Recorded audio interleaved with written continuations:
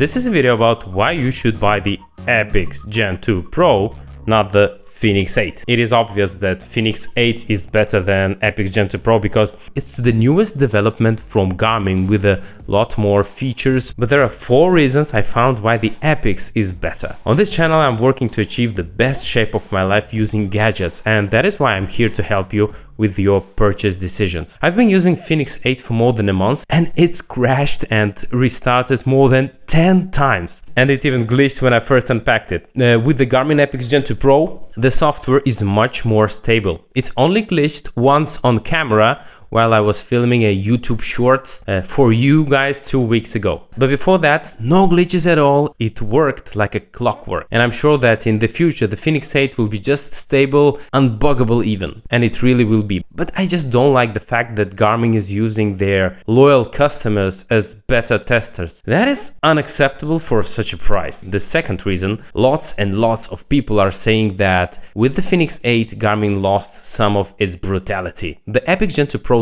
definitely looks more brutal. It looks like you could smash walls with it, while the Fenix 8 looks more elegant. It doesn't have the same rugged feel, and that could be a reason to buy the Epix. Third, the buttons have changed on the Fenix 8 due to its diving capabilities, and it might take some time to get used to. The buttons are soft with artificial vibration, which you can turn off in the settings, and you do not get that satisfying click like you do on the Epix Gen 2 Pro. Okay, so this is buttons from Epix Gen 2 Pro.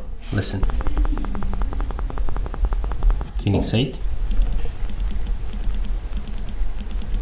So that's the third reason to go for the Epix. Okay guys, check this out. The Garmin Epix Gen 2 Pro 47mm Sapphire, an HR strap and an additional original band.